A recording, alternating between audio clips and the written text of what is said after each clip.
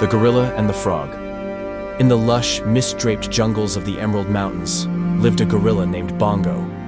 Bongo was immense, his chest a black mountain, his roars echoing through the valleys. He considered himself the king of the jungle, his power unmatched. One day, while Bongo was beating his chest and proclaiming his dominance, a tiny frog named Pip hopped into the clearing. Pip, though small, possessed a voice that could carry on the still jungle air, a croak as sharp as a pebble skipping across a pond. "Excuse me," Pip croaked, his voice surprisingly loud. "But must you be so noisy?"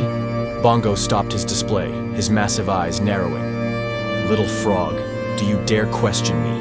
I am Bongo, the mightiest of all."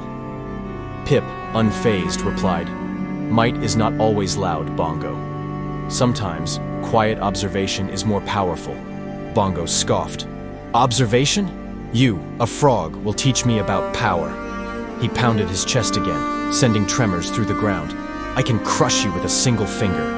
Pip, instead of fleeing, hopped closer. "Perhaps you can, but can you see the tiny beetle crawling on that leaf? The one that mimics a fallen flower? Can you hear the whisper of the wind through the spider's web? Or understand the subtle language of the river stones?" Bongo, confused, stared at the leaf. He saw nothing. He strained his ears. He heard only the rustling of leaves and the distant calls of birds. He knew nothing of riverstone languages. Pip continued, "You see, Bongo, you focus on brute force. But the jungle is a tapestry of delicate details, a symphony of subtle sounds and hidden wonders. True power lies in understanding these things, in seeing the world with a patient and observant eye." Bongo, for the first time, felt a flicker of doubt. He had always relied on his strength, his size.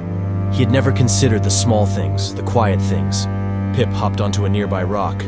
"Watch," he said, and then, with a flick of his tongue, caught a tiny, almost invisible insect. "If I hadn't been watching carefully, I would have missed a meal." Bongo, intrigued, tried to observe. He noticed the delicate patterns on a butterfly's wings, the way the sunlight filtered through the leaves, creating dappled patterns on the forest floor. He listened to the gentle trickle of a stream, the buzz of a bee collecting nectar. He began to understand Pip's words. The jungle was not just a place of loud roars and crashing branches. It was a place of delicate balance, a world of hidden beauty. From that day on, Bongo still used his strength when necessary, but he also learned to appreciate the quiet power of observation. He learned to listen to the whispers of the jungle, to see the hidden wonders that Pip had shown him. He learned that true power was not just about might, but also about understanding and appreciating the delicate balance of the world around him.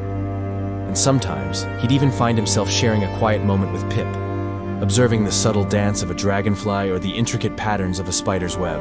Moral: true power lies not just in brute strength, but in the ability to observe and appreciate the subtle wonders of the world around us.